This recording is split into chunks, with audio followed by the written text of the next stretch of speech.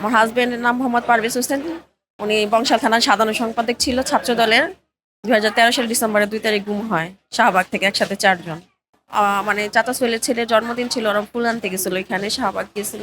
তো এখান থেকে নিয়ে যায় আইন শৃঙ্খলা বাহিনীর সাথে আরো 2 জন ছিল, ওরা দেখছে যে 2টা মাইক্রোবাসে 2 জন 2 জন করে উঠানো হয়। আমরা অনেক অনেক খোঁজাখুঁজি করছি কিন্তু আমরা কোথাও পাইনি। দলের পক্ষ থেকে জানাইছে, তারা তো কি, তারা কিভাবে জানাবে? শুধু আমরা এতটুকু জানি, যখন আমরা 3 মাস পর আমরা আমরা যে একটা জিডি করি, সাধারণ জিডি করার পরে জিডির কাগজটা আমরা জমা দিয়ে আসি, ব্যাস এতটুকু।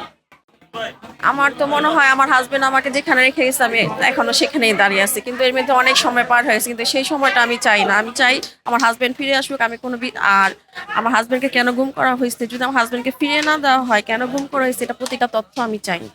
না, আমরা এখন এই নতুন সরকারের পক্ষ থেকে কোনো উদ্যোগ আমরা পাইনি, যে একটা কমিশন যেটা করছে গুম কমিশন তো আমাদের কোনো সঠিক তথ্য দিচ্ছে না, কোনো তথ্যই দিচ্ছে না। তাকে কি করা হয়েছে, তাকে কোথায় কি করছে না করছে আমাদের কিছুই বলে না। আমরা তো অনেক আবেদন করছি, তার সাথে দেখাও করছি, কিন্তু তুমি তো আমাদের কিছু বলতেছে না, কিছু করতেছে না। আমাদের একটাই দাবি, আমাদের লোক ফিরে আসুক। আর আমাদের যদি লোক ফিরে না দেয়, কি করছে, কি কোথা থেকে কি করছে, প্রতিটা তাদের কাছে অবশ্যই তাদের কাছে লিস্ট আছে, কিন্তু আমরা সেই সেই তদন্তটা চাই।